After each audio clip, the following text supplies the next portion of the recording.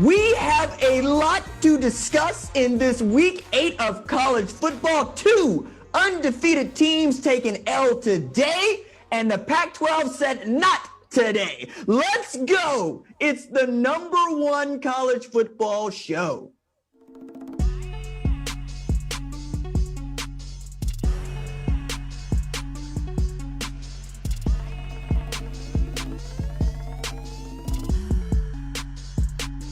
What's up, kid folk? It's RJ Young. Thank you for watching wherever you are. Fox Sports app, YouTube, Twitter. We're listening wherever you get your podcast. We are doing this Saturday night just before the nightcap. Mississippi State, Alabama, Texas Christian, and Kansas State we will talk about on Sunday. But tonight, we got to talk about today. And I want to start with where I am. Columbus, Ohio. I made my first trip to the shoe, to Ohio Stadium for Ohio State versus Iowa. I had such a great time. Went up there, got to talk with Braxton Miller for a while. I met a couple of dudes that play in the tuba section. Shout out to AJ Frazier, who sought me out in front of our little venue and told me, "Hey, RJ, today is a big day for me." I said, "Why?" "I get to dot the I." Yo, what? And he says, "Hey, man, I have not slept since last night." And I said, "I don't blame you. I got to see my man dot the I. Got to see the best damn band in the land play with Iowa." And then I and producer Tyler had really front row seats to what we expected to be an Ohio State smackdown. Now, set this up here. Going into this weekend, Ohio State is the only team in college football who had averaged better than 45 points per game in 2021 and was averaging better than 45 points per game in 2022. It gets better. On their last 30 of 38 possessions, they have scored touchdowns, and even better, they were a perfect 29 of 29, went inside the red zone scoring points, and had 27 TDs each time they went in there of those 29 times. So just 2 times they had been playing without this, they had played 6 games where they had been inside the 20 and not scored a TD twice. So going into this game, I expect, you're going to put it on a pretty decent Iowa Hawkeye defense. And then, no, actually, the Iowa Hawkeye defense had everything to say about this. Ohio State started sloppy. As a matter of fact, we're talking about a team that got into the red zone 5 times and scored a touchdown just 1 time. Noah Ruggles had to kick 4 field goals in the first half, and it didn't look like it was going to get any better for the offense while the defense was playing outstanding football. The second play from scrimmage, Oklahoma State transfer and holdover from the Jim Knowles regime there, Tanner McAllister came up with an interception to give the Buckeyes the ball to put them in position to score inside the 20. And then later, we got to see the first pick 6 of his career from scrimmage when we got to see Tommy Eichenberg pick one off, run one back to the house. And we talked about him a bit earlier this week.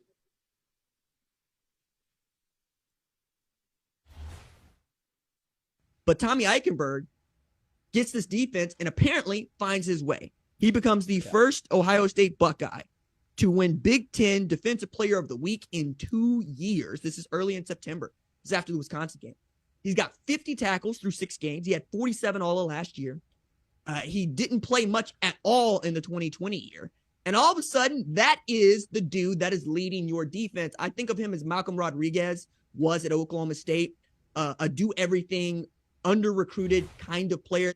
So I really enjoy Tommy Eichenberg's story because this is a dude that wasn't really that highly recruited. Even coming from the state of Ohio, there was lots more buzz around his brother Liam, who ends up at Notre Dame, and Tommy Eichenberg comes into his own in this Jim Knowles defense. Going into this game, he had 50 tackles. That's more than he had all of last season. Very much the guy in the middle of that defense that Jim Knowles can trust, along with having Tanner McAllister calling the shots at safety, and then that defensive line also playing tremendous football. As a matter of fact, I don't think any defensive coordinator in the country has done a better job in his first year than Jim Knowles, because we're talking about a defense that folks are going, you're playing against Iowa. We'll talk about Iowa here in just a little bit. But the way that Jim Knowles had really just allowed these guys to play inside of his 4-2-5, not making it too hard for them, not making it too difficult. And then you get to see the dividends, because remember, in 2021 and even 2020, the ask was not that large for the defense. It was, hey, we know we have the best offense in football. We know we have a Heisman caliber quarterback for the last 3 years. All we're asking you guys to do is be competent, is be average. And they've done better than that. They haven't given up more than 21 in any single game this year. And I don't give a damn who you're playing. That's called good defense. And as the offense needed to get its feet underneath it, the defense continued to play outstanding football, even if it is against Iowa. And by the time we got to the second half, we got to see what that meant. Now, before we get just into what I think is good Ohio State football, right? Let's talk about the one player that we thought we would see all day today, who'd been out for most of the year, Jackson Smith-Njigba. 4 catches, 36 yards. That's the entire season. It's a dude went for over 1,600 yards last year, 95 catches. A man that was not just supposed to win the Biletnikoff Award this year, but was a Heisman finalist at the beginning of this year. And how does Brian Hartline respond? He says, no, I got Marvin Harrison Jr. I got Emeka Egbuka. I've got Julian Fleming. And those guys are going to be able to carry the load for us, even as Jackson Smith-Njigba is clearly not 100%. And full credit to Hartline and Ryan Day for not pushing him back in action because they got these dudes. So as we got to see a little bit of the bad football that Ohio State played in the first half, we got to see just what a number 1 ranked team is supposed to do in the second half. 38 unanswered points as Spencer Petras and Alex Padilla participated in Oprah's rendition of, and you get a turnover, and you get a turnover, and you get a turnover. 5 takeaways for Ohio State in the first 3 quarters of this game. Outstanding football defensively, and then having the offense absolutely catch up to the defense and put it on Iowa. Now, I also think that Uncle Shannon, had a really great tweet today that I'm sure we'll have on the screen here in just a little bit. But basically, he was trying to say the quarterback play ain't good at Iowa, and that's being nice. And when you take a look at what it is, that's just what it is. As a matter of fact, I'm looking around going, Kirk Ferentz, go into the transfer portal, dog. Go get you somebody that can operate inside of the offense that you want to run, because it's very clear that this is the offense you want to run. But both Spencer Petras and Alex Padilla are not your guys here. Iowa's offense is like when your homie finally goes from playing pro on Madden to all Madden on Madden and then starts blaming the CPU. That's how it looked today. Now, it's really difficult to say that this Iowa win should mean that much to Ohio State and Ohio State fans, but I really look at it a bit differently, okay? I look at it to say that no team had scored more on a Kirk Ferentz Iowa football team today than Ohio State did today. Since 1999, Kirk Ferentz has had that job. This is the first time he's given up 54 points to an opponent in the regular season. Just ridiculous for an Ohio State team that remembers getting beat down 55-24 just a few years ago in Iowa City. I'd also add in this. C.J. Stroud didn't play great football today. And you guys know how much I love me some C.J. Stroud. I really believe he's going to win the Heisman Trophy this year. And I've had a really cool seat to watching his rise since his junior year of high school to Ohio State and the kind of guy he's become, even getting to have some really nice conversations with Mrs. Stroud about what the journey's been like for him. But today, 20 of 30, 286 yards passing, 4 TDs and a pick. And I think he might have graded out at a C, guys. As a matter of fact, that's the point for Ohio State. They have played bad football basically till the third quarter, and they still were managing to win this game by more than 40 to cover the spread of 30 against a team that has a doggone good defense. You got to see what Joe Evans meant, what Jack Campbell meant, what Seth Benson meant, what Kayvon Merriweather meant, right? What Cooper DeJean meant. Those dudes can play. And you heard Joel during the broadcast. He was giving up to him saying, at one point, can we always watch these two defenses play? But I'm also looking at this going, hey, Iowa held Ohio State to just 66 rush yards on 30 carries. You're going to need more production out of Travion Henderson and Mayan Williams against better football teams, but there's still time for that. So who's the better football team that they have to worry about? Well, Penn State is going to give them everything they want in Happy Valley in just a week's time. But the team that everybody is looking forward to, the team that I'm looking forward to them playing, is Michigan in the game. That is in Columbus this year. After Michigan won that game for the first time in over a decade last year, and Michigan ain't going to be no easy win. It's very clear that last year was not a fluke. Even if I thought that it was at the start, I'm converted. It's a good football team. Now, they go to Iowa. They played against Michigan. They win this game 27-14 in Iowa City, okay? So 27-14, we think that's pretty good, especially for two teams that want to run the ball. It's going to eat up a lot of clock. You're not going to try to run up the score.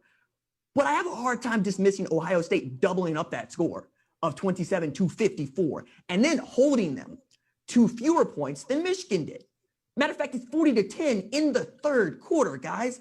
I'm honestly asking, are we comparing at this time? Because I feel like if it gets into a shootout, I'm going to trust Ohio State to go win that game and also to respond like a number one ranked team should. And if you're paying attention, that's exactly where they have been in my rankings. And I don't see any reason to move them after this blowout win at Ohio Stadium. Also, shout out to you guys for really giving us such a warm welcome. I got to see a whole bunch of Buckeye fans for my first trip. Thanks so much for this. I will remember this time in Columbus. All right, let's go from that blowout win to a game that looked like a blowout win, even if it finished just double digits. Number 10, Oregon takes down number 9, UCLA, 45-30. Now, I was a little bit, dismissive is the word to use about just what Oregon might be able to do at UCLA when I talked to my buddy Jeff Schwartz, who is an Oregon Duck, and said, hey, RJ, I think we're going to win this one, and I'm going to text you. Now, to his credit, he didn't text me at all during this game. I expected one. I was going to reference it, but he chose to take the high road, if you will, because he saw what I saw, a dominant Oregon Ducks performance. Again, from the jump, we got to see some outstanding football play from Oregon and, frankly, from Bo Nix with a win streak on the line. The first of two I'll reference today. They had a 22-game win streak that they were trying to protect, one that stretches back all the way back to 2018 at home, and they managed to protect that, go to 23. So that streak continues to grow. Oregon scored on 8 of its first 9 possessions of the game, and 7 of those were TDs. When they got the ball, they were able to go punch it in. Outstanding performance from Bo Nix. Outstanding performance from Troy Franklin, and Marquise Bucky Irving having an outstanding day as well. 19 carries, 107 yards, 3 catches, 57 yards. It felt like the Oregon offense could do whatever it wanted against the UCLA defense. If that sounds familiar, it's because the guy on the UCLA sideline is so used to being on that other side of that, right? Being the Oregon team that's running up and down UCLA.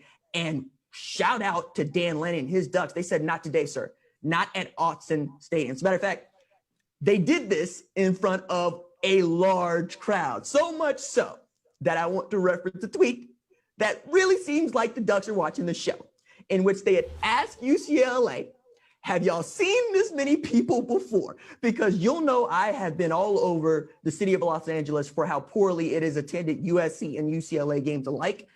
59,962 people showed up for this game at Autzen Stadium in Eugene. That is the 4th largest crowd at Autzen since 2011. I didn't check the stats for UCLA hosting Utah, 42K. Okay? I would have thought that that was a bigger game for UCLA than, say, today, as we're talking about an Oregon team that's already had the loss, and UCLA was undefeated, but not no mo. As a matter of fact, going into this game, we'd all been talking about, is DTR, Dorian Thompson-Robinson, going to be in the running for the Heisman Trophy with a win like this today? And Bo Nix said, no, I'm still here, and I still do this.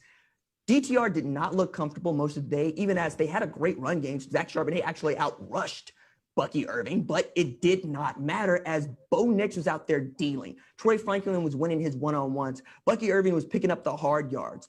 And by the way, CFB on Fox, get on them.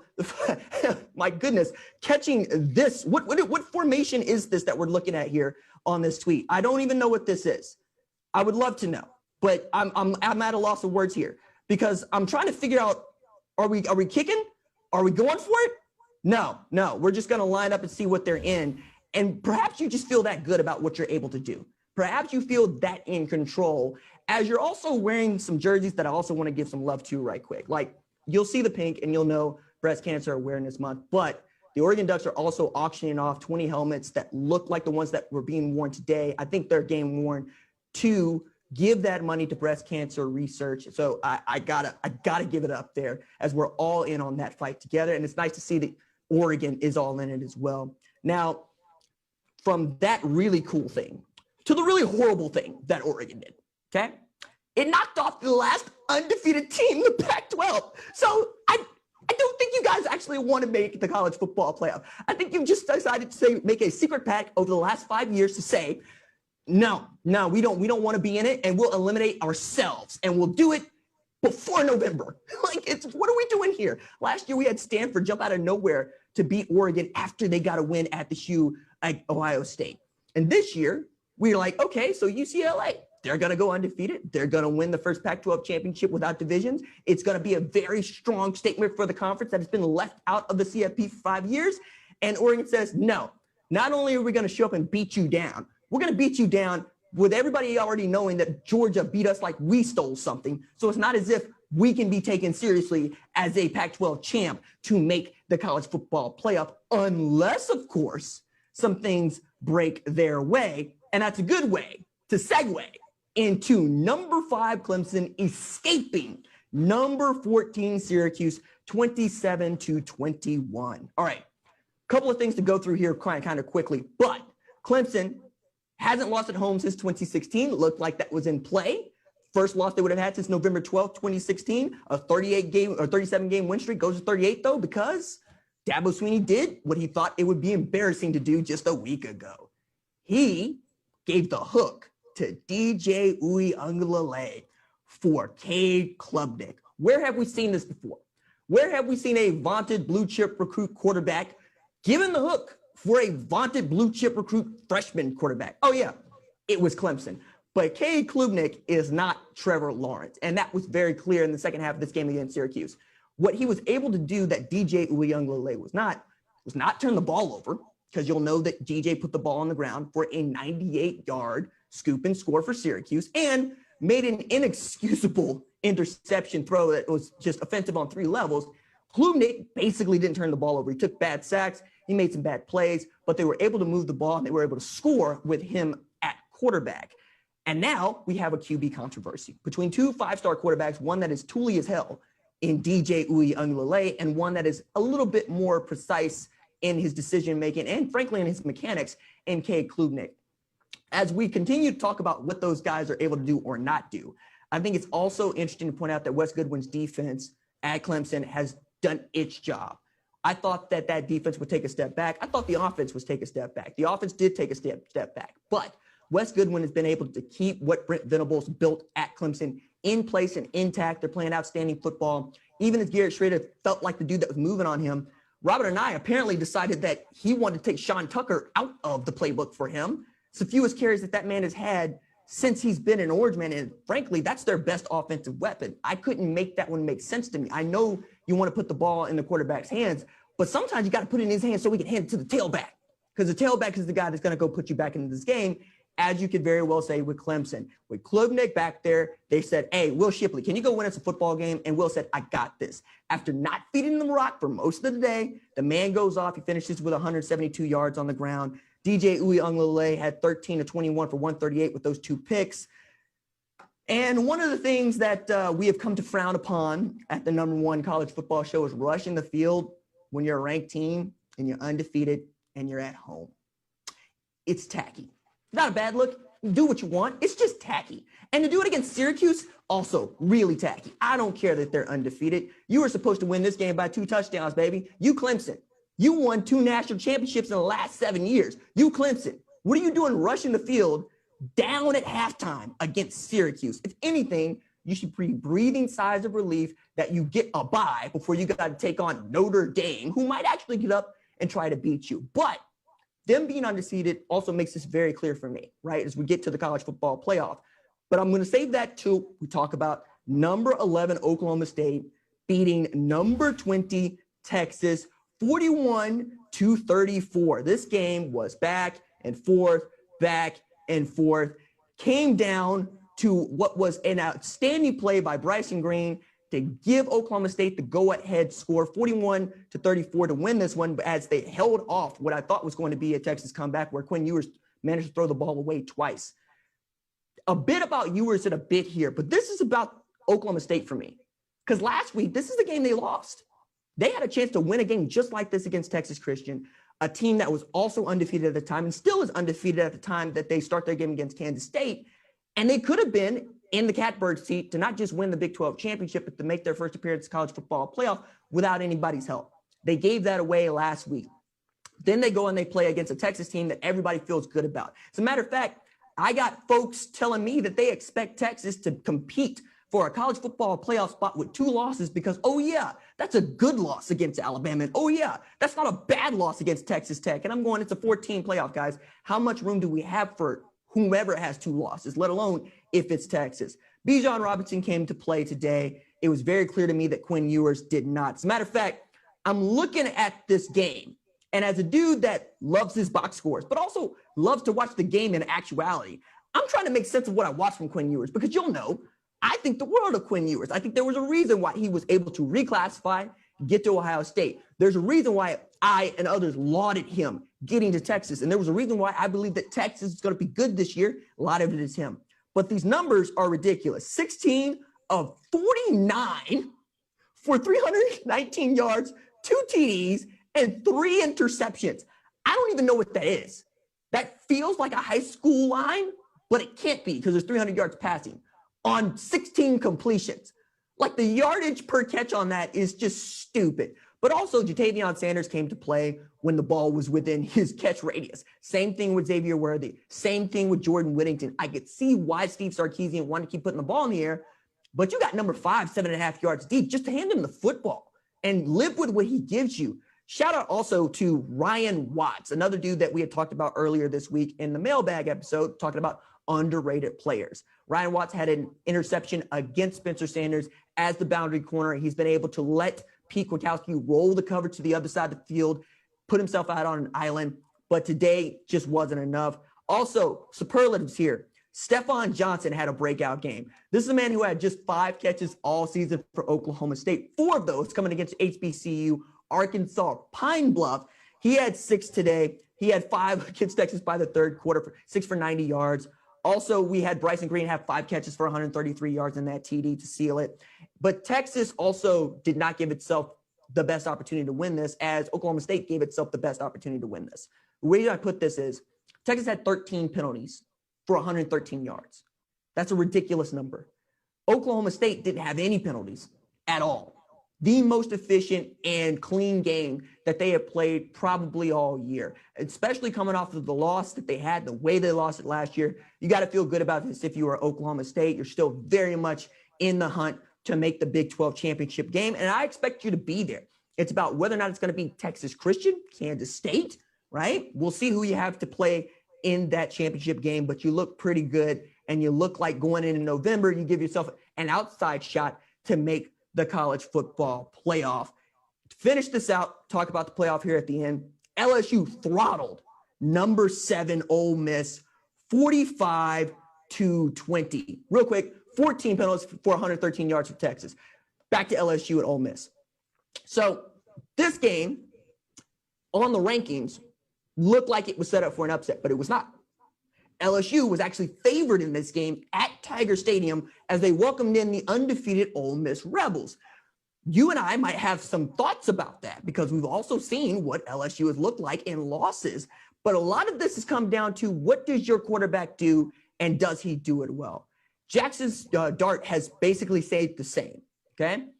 In this game, started out 11 of 16 for 204 yards, looked pretty good. It's best first half that he's had all year. But Jaden Daniels has steadily progressed and become the kind of quarterback that many of us thought he was capable of at Arizona State. He takes care of the football. He makes good decisions. In this game, he had over 250 yards passing. He had over 100 yards rushing. He was the offense. He was absolutely out there feeling himself, had a great time. And this is huge for a guy that was just 8 of 20 for 80 yards against Auburn.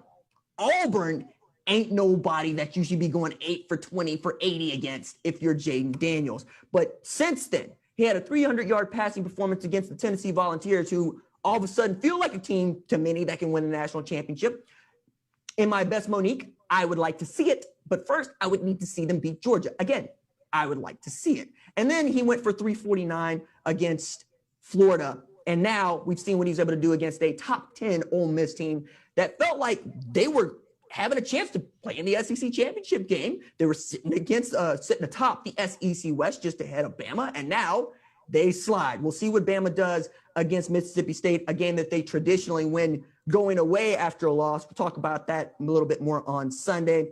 Alabama, if they don't take any unexpected losses, have a clear path to the SEC championship and even the playoff. If you are Tennessee, that's exactly the way you would like it to work out, because that means that you could get into the college football playoff with a loss to Alabama in the SEC championship and even be ranked number 2 or even number 1, depending on what Ohio State or Michigan do going into the college football playoff selection committee's final rankings. It's all ramping up with just over a week before the first college football playoff selection committee rankings. So now we're getting a clearer picture here, right? We know the Big Ten champ, presumably from the Big Ten East, presumably Michigan or Ohio State, gets in to the college football playoff. We know that undefeated Clemson gets the benefit of the doubt from the selection committee. They would get in to the college football playoff. Now, what is the Big 12 going to do? Is Texas Christian good enough to see this all the way out? And does the committee value the Big 12 conference? What will we see from the SEC, particularly SEC West, as 2 weeks from now, LSU, Alabama will play each other? We're playing Guess the Lines over here for this because that game is in Baton Rouge. And I expect, well, I'm going to pick Bama, just going away because that's what I do. And I'm not sure that Brian Kelly has it in him to finally get past Nick Saban. But we will surely be here to talk about it on the #1 college football show. That is going to do it for tonight's episode. My thanks, as always, to our lead producer, Tyler Wojak, been my road dog for the last 2 weeks. Great thanks to him. Our senior producer, Catherine Donnelly, in my ear, keeping me on time, keeping me on task. That is Ava Ye on the camera for us. That is my man, Kyle Holly, directing the show. Our social media maven is Javion Duncan. Our lead of screening is Rachel Cohn. I'm the host, RJ. We will see y'all on Sunday. Deuces.